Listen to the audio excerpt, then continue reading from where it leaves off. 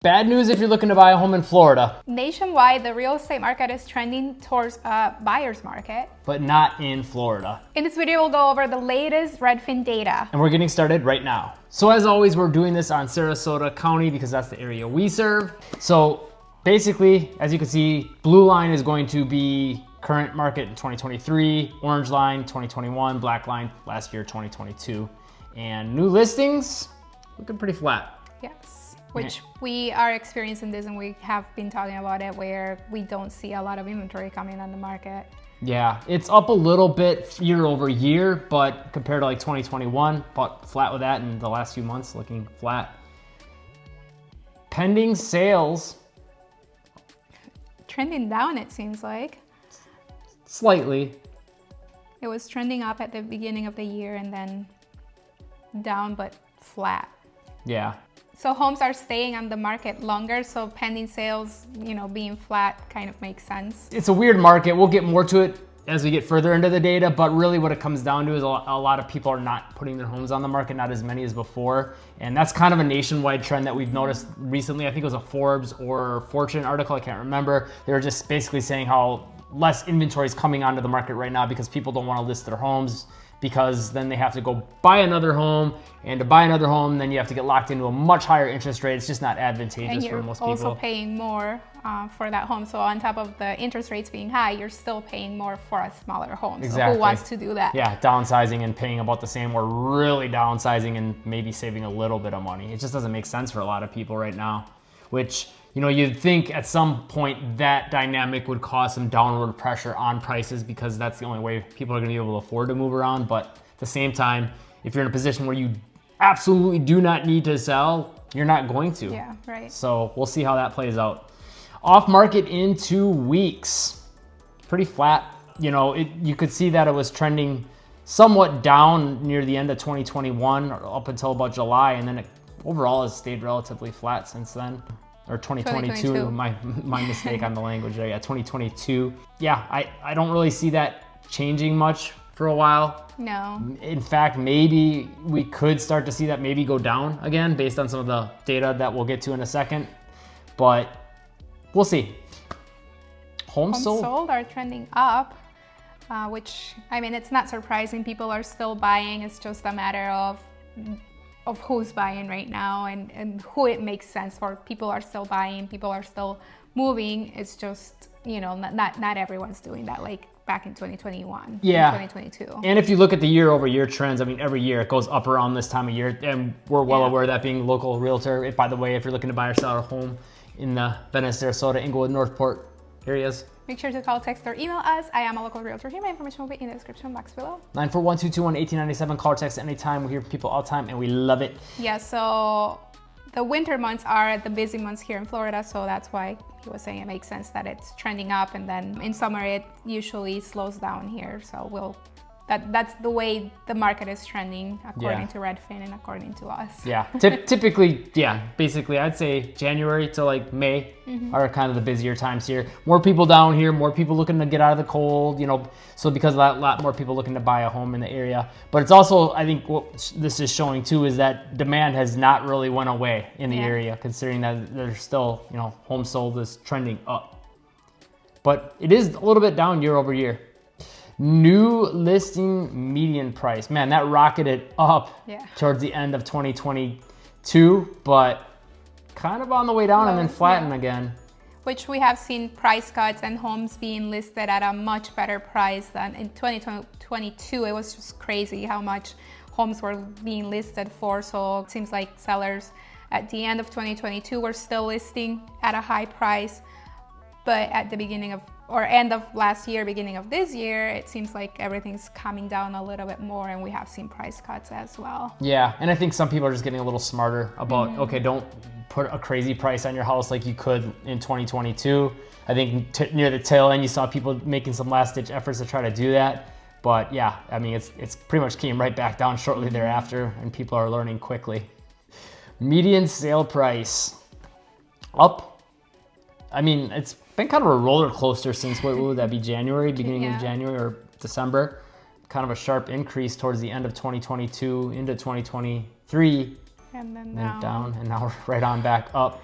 I think, again, part of that's probably seasonality. You know, just there's more people down here, so now there's more demand and more competition. Yes, a lot more demand right now because of the winter months. Yeah, you'll see in a little bit some of the other data that'll really show you the difference between here and a lot of the rest of the United States. Days to close, overall, relatively low again. I mean, we were talking about this before we got on camera, and 2022 was like, I was thinking 2021 was pretty quick and crazy for that with a lot of cash buyers down here, but the data says it was mostly just 2022, or at least more so, and it hasn't really changed much from that year over year.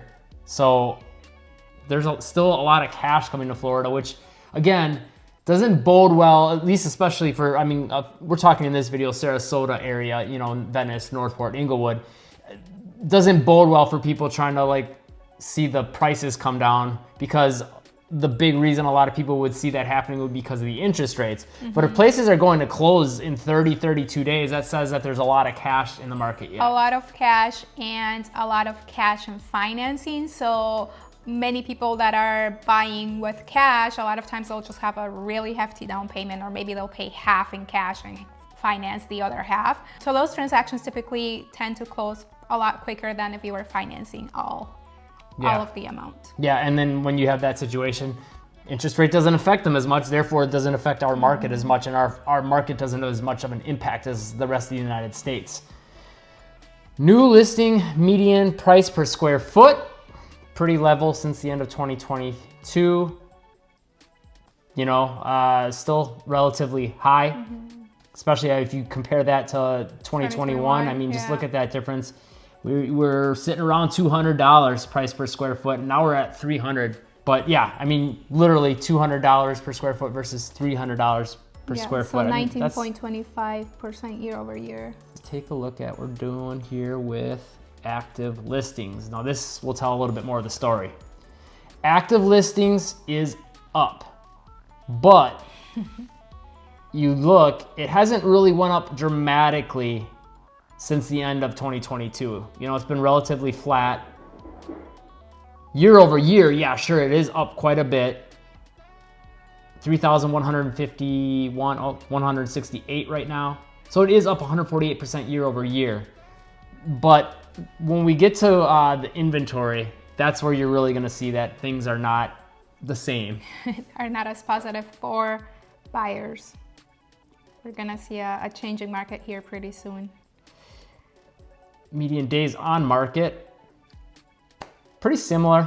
Trending down though from the, what's that, the middle of like January, February? February, beginning of February, which again comes back to seasonality. More people down here, so places are gonna move a little bit quicker. Price drops, those are slightly up. Oh, yeah. I mean, look at 2022. I mean, that was a roller coaster of a year. Then it shot back up because I think people were trying to get a little crazy again with their listing prices. Yeah, especially because, again, winter is our busy months here in Florida. So people saw the inventory moving again. So it's like, oh, okay, maybe I could get more for my house. Yeah, and I think, so to put this all in perspective, you're gonna have some people putting their place on the market for a lot higher asking price. Therefore, there's maybe, and they're gonna sit on the market a little longer typically. So because of that, you might be able to get a price drop out of it, and or at, you know, a lower price than what they're asking, and ask a lower price and get some negotiation going, which can make you feel somewhat good. But at the same time, based on the data, you're still paying way more price per square foot than 2 years ago. Again, coming back to the fact that prices as a whole aren't really dropping. Yes. There's room for negotiation, but that doesn't necessarily mean that you're getting a you know, an amazing deal if you're going to compare it to a year ago. Yeah, basically you're getting a lower price than say a year ago, but you're still not getting a price like before 2021. Yeah, that's not happening yet. And again, from what we've seen with the data, you're getting a little, you know, prices have remained a little bit more flat the last few months too, which is, I guess, a good thing overall, but we're not seeing necessarily price cuts as a whole for the whole market. Age of inventory? Trending down. Well, it's a little bit flat right now, but overall trending down. So 47.7 days. And I think the next one is the big one. Months of supply. Yeah. That is dropping. Yeah. That does not bode well for the market if you're looking for it to become a buyer's market. And everyone's, you know, hoping that we'll see a crash or more of a buyer's market, but according to our inventory here, we have 12.6 weeks of supply, which is 3 months. About 3 months. And a healthy inventory is between 3 and 6 months, but we're on the low end of that healthy inventory and trending down. Yeah, so that could be bad news for prices going up. Again, comes back to, you know, just not enough people wanting to list their homes, and with that, you know, not the demand still out there. Yeah, for our particular market. Now, the rest of the United States, they don't have as many cash buyers. They don't have as many, you know, people really wanting to move to that location. So I think that's kind of the difference we're seeing with our area versus the rest, which is what we've been saying for a while, that we saw a correction, not a crash, maybe a flattening, you know.